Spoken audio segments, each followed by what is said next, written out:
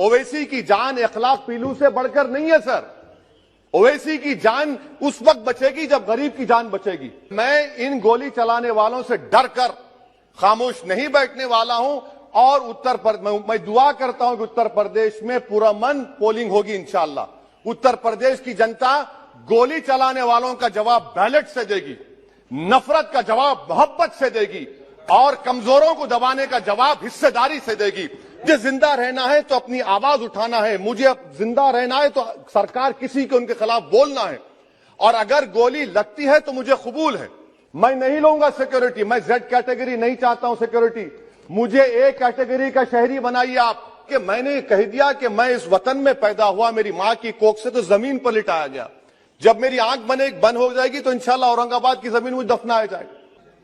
Speaker sir, आपका बेहद शुक्रिया कि कल शाम में आपने फोन करके मेरी खैरियत और मुझसे दरियाफ्त किया कि क्या हुआ और आपने मुझे बताया कि आपने फौरन पुलिस के आला अहदेदारों से बातचीत भी की। मैं आपका बेहद शुक्रिया अदा करता हूं कि आपने अपनी संवैधानिक जिम्मेदारी को एक रुकने पार्लिमान की जान पर जब कातिलाना हमला किया गया टोल गेट पर, आपने उस बात की, मैं आपका शुक्रिया अदा करता हूं। स्पीकर साहब, मैं मुख्तसर से यहां पर यह बात कहना चाहूंगा कि मुख्तलिफ सियासी पार्टियां मुख्तलिफ प्रदेश में इख्तिदार पर हैं। ये बात आप तमाम को मैं गोशेगुजार कर रहा हूं कि आखिर ये कौन लोग हैं जो गोली पर भरोसा करते हैं, बैलेट पर नहीं करते। आखिर ये कौन लोग हैं जो इतना रेडिकलाइज हो चुके हैं कि इनको इस संविधान पर एतमाद नहीं रहा, उनको अंबेडकर के बनाए हुए संविधान के खिलाफ हैं, जो इतनी नफरत पैदा करते हैं। आखिर ये कौन लोग हैं? मैं इसको सियासी गुफ्तगू नहीं करूंगा, ये सबके लिए छोड़ रहा हूं, क्योंकि जहां तक मुझे मालूम कि मैं 2 मरतबा का विधायक हूं, 4 मरतबा का सांसद हूं और अगर इस तरह से अगर राजनीति आगे बढ़ेगी कि टोल गेट पर गाड़ी रुकती है और 4 राउंड गोलियां चलाई जाती हैं, आखिर इन नौजवानों को ये कैसे रेडिकलाइज हुए? और मैं सरकार से पूछना चाहता हूं कि क्या उन्होंने ये रेडिकलाइजेशन सैयद कुतुब की किताब पढ़कर रेडिकलाइज हुए, अब्दुल्ला अजाम की किताब पढ़कर रेडिकलाइज हुए या अयमन अल ज़ोहरी की किताब पढ़कर रेडिकलाइज हुए? इसीलिए मैंने सरकार से 2015 में कहा था कि इंटरनल सिक्योरिटी डिपार्टमेंट एमएचए में उसमें तमाम मजाहिब के लोगों का एक काउंटर रेडिकल सेल बनाइए आप।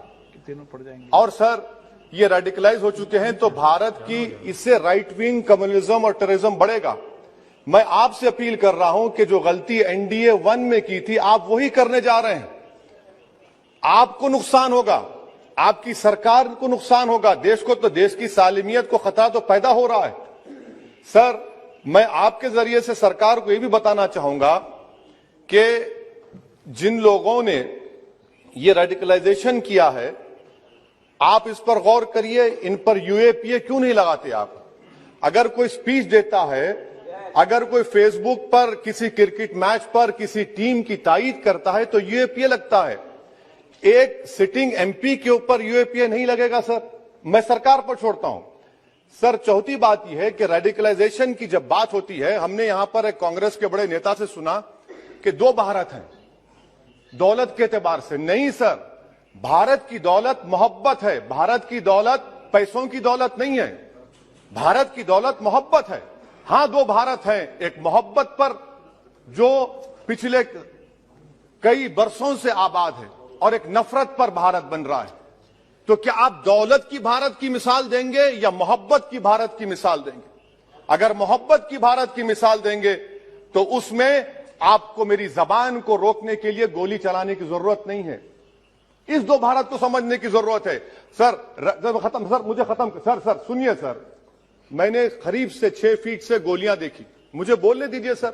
हो सकता है कि कल दिन ना देखूं मैं, अगर मैं यहां पर नहीं बोलूंगा तो कहां बोलूंगा सर? आप मुझे प्लीज बोलने दीजिए। सर, मैं आपसे गुजारिश यह करना चाहूंगा कि आप हरिद्वार में, रायपुर में और इलाहाबाद प्रयागराज में मेरे बारे में क्या कहा गया, आपके नाईबी की रिपोर्ट है ना, आप क्यों छुपा रहे उसको? देखिए, मैं मौत से नहीं डरने वाला हूं, हम सबको जाना है इस दुनिया से। बल्कि मैंने कह दिया कि मैं इस वतन में पैदा हुआ, मेरी मां की कोख से तो जमीन पर लिटाया गया। जब मेरी आंख बंद हो जाएगी तो इंशाल्लाह औरंगाबाद की जमीन मुझे दफनाया जाएगा।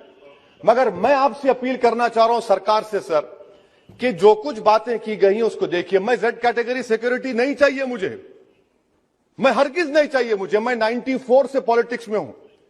मैं आजाद जिंदगी गुजारना चाहता हूं। मैं घुटन के साथ जिंदा नहीं रह सकता इस दुनिया में। मुझे जिंदा रहना है तो अपनी आवाज उठाना है, मुझे जिंदा रहना है तो सरकार किसी के उनके खिलाफ बोलना है, और अगर गोली लगती है तो मुझे कबूल है, मगर मैं घुटन की जिंदगी नहीं गुजार सकता सर। मेरा मानना यह है कि संविधान में अगर देश के गरीबों को, मजलूमों को, अल्पसंख्यक समाज को सिक्योरिटी मिलेगा तो मुझे मिलेगी। आपकी चिंता हमें है ना सर, इसलिए सिक्योरिटी दे रहे हैं आपको नहीं सर। देश के गरीब बचेंगे तो मैं बचूंगा। ओवैसी की जान इखलाक पीलू से बढ़कर नहीं है सर। ओवैसी की जान उस वक्त बचेगी जब गरीब की जान बचेगी। इसीलिए मैं आपके जरिए सरकार से अपील करना चाहूंगा कि सर, इस नफरत को खत्म करिए, इस नफरत को खत्म करिए और इस पर आप गौर करिए। मैं नहीं लूंगा सिक्योरिटी, मैं जेड कैटेगरी नहीं चाहता हूं सिक्योरिटी। मुझे ए कैटेगरी का शहरी बनाइए आप, मुझे एक कैटेगरी का शहरी बनाइए ताकि मेरी और आपकी जिंदगी बराबर हो। जब देश के प्रधानमंत्री पर सिक्योरिटी ब्रीच हुआ, अपोजिशन की तरफ से मैंने कहा था कि गलत हुआ। सब सेकुलर पार्टी के लोगों ने कहा कि ओवैसी तुम क्यों बोले। मैंने कहा नहीं, देश का प्रधानमंत्री मेरा है, सिक्योरिटी ब्रीच हुई तो एक्शन लेना चाहिए। मगर 4 मर्तबा के एमपी पर कोई 6 फीट के फासले से 4-4 गोली चलाता है।